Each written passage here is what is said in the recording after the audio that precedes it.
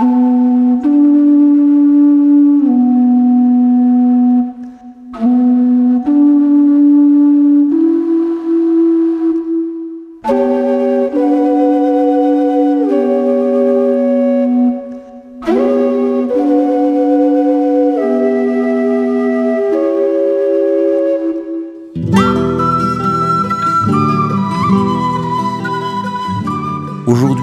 c'est la fête à Umawaka, un petit village des Andes. Tous les enfants ont mis leurs très beaux habits rouges, bleus, verts et leurs bonnets à oreillettes. Beaucoup sont venus de très loin dans de vieux camions à bestiaux qui toussent très fort à cause de l'altitude. Les jours de fête, le papa de Pablo et Dolores a l'habitude de raconter des histoires à tous les enfants du pays qui sont assis en cercle autour de lui. C'est le conteur de la Quebrada d'Umawaka. Il fait voler son poncho comme un grand oiseau de bon augure. Tout à coup, s'arrête, fait un signe à un homme qui frappe sur son tambour et demande aux enfants « Quel est ce cœur qui bat ?» Silence. C'est le tambour qui a mal. Les tambours sont fabriqués avec des peaux de chèvre et quand on leur tape dessus, les anciens affirment que c'est le cœur de l'animal qui se plaint.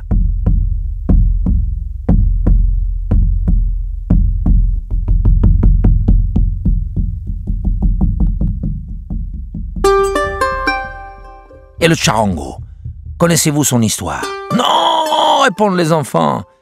Bien sûr, tout le monde connaît son histoire, mais les enfants savent si bien mentir, et le papa de Pablo et Dolores connaît si bien les enfants. Je vous la raconte quand même.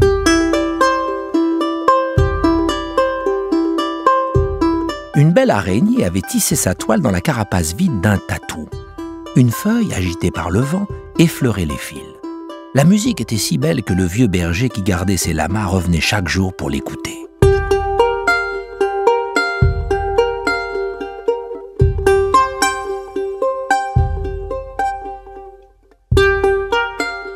Quand le vent n'agitait plus la feuille, il regardait l'araignée danser sur les fils. Un jour, elle disparut. Le berger s'empara de la carapace et caressa les fils fragiles. La musique était douce. Il voulut jouer plus fort, mais rompit la toile. Il resta seul dans le silence. La musique lui manquait. Il ne pouvait vivre sans elle. Alors, il tendit des fils de soie très fins et très solides au travers de la carapace.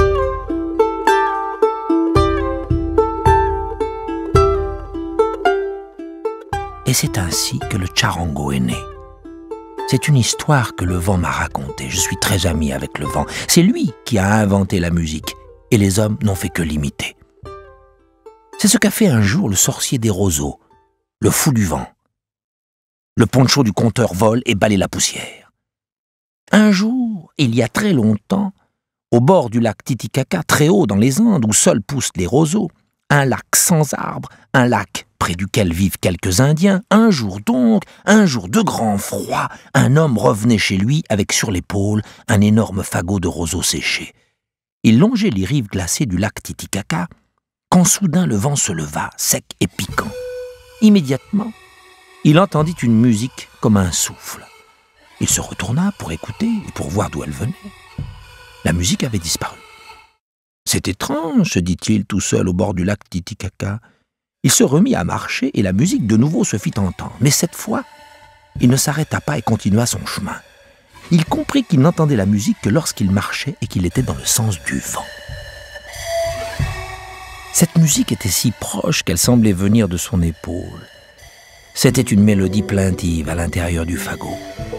Il se mit à danser pour se réchauffer les pieds et les mélodies changèrent. Il y avait plusieurs sons, comme plusieurs flûtes, mais il ne savait pas que c'était des flûtes, car personne encore n'avait inventé la flûte. Il aimait cette musique.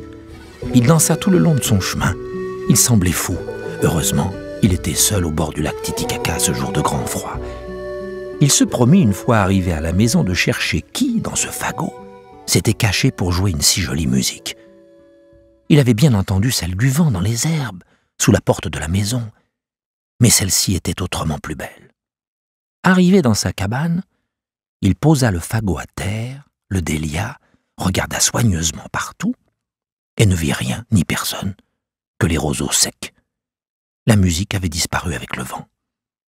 Il fit du feu, se réchauffa un peu et décida de réfléchir à ce mystère.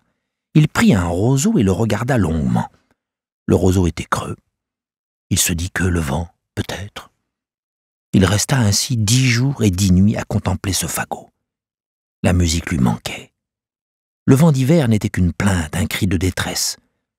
Ce qu'il avait entendu était doux et chaud. La 10e nuit, il attacha des roseaux de longueurs différentes et sortit de sa cabane. Le vent était tombé, alors il courut dans tous les sens avec son petit fagot bien haut. Tous les gens pensèrent qu'il était devenu fou. Mais la musique revint comme une amie. Il s'arrêta et remplaça le vent.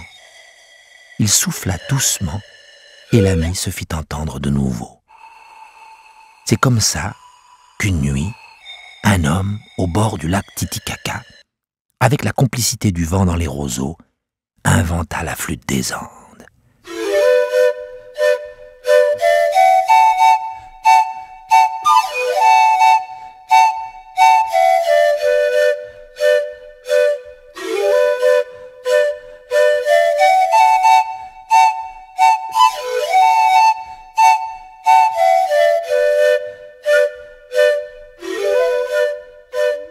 C'est lui, le sorcier des roseaux, le fou du vent, et c'est lui qui nous fait chanter quand on est triste ou gai.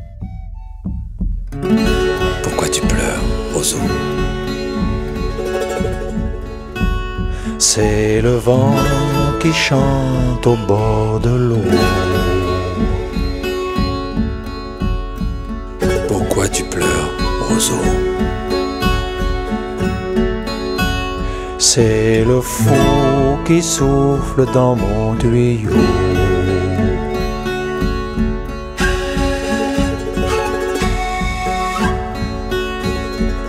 Où étais-tu, roseau? Je m'ennuyais sans toi au bord de l'eau.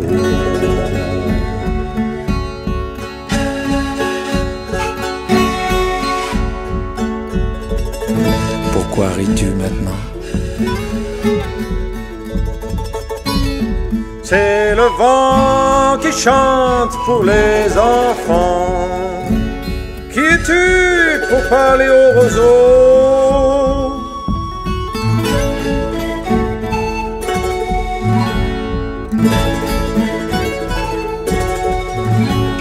Je suis le fou du vent, le sorcier des oiseaux. Je suis le fou du vent, le sorcier des oiseaux. Je suis le fou du vent, le sorcier des oiseaux. Je suis le fou du vent, je suis le fou du vent.